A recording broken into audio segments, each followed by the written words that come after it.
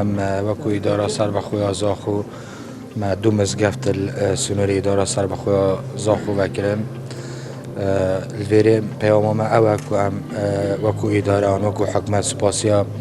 خیرخوازت خوب کن که ابرو که ام بجن ارکی آوا کرنا وان مزگفتا استوی خوب گرتی و مالا خود آوا کرین الویره وکو مالک را خود و خلق ما طاعت خو نویجت خو الویره در باز کتن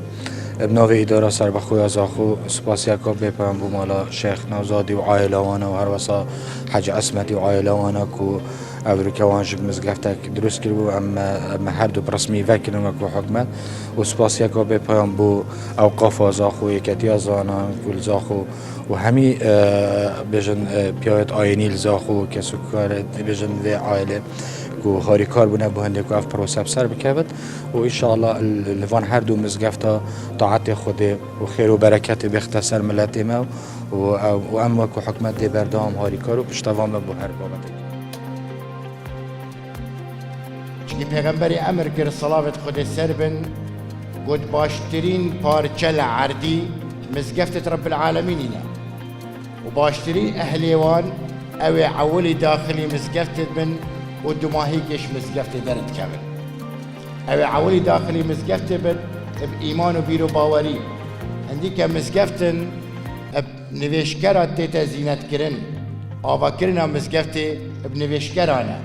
اف نویشکرت ها بو خوده بن و بو خوده بزفر رمانت خواه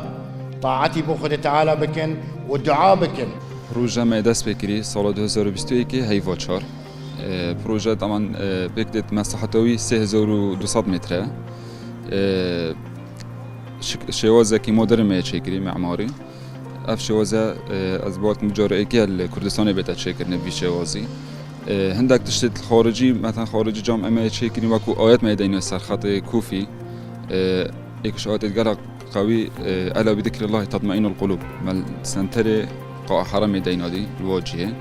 اوش تاثير اخو هيك هم ديزاين هم وكيك بيت بخوي نتنجي تاثير اخو كتن مولا حجی نهاری خیر خوازا لوا پیروز بد پیغمبر خود تعالی اف مزگینی داد لوا پیروز بد قصر کل بحشت لوا پیروز بد اف خیر صدقه جاریه بردوام و مفردی سپاسیا جناب والید کن هر دم ناو مزگفتات اید پشتوانی خود یاد که تو هر دم پشتوانه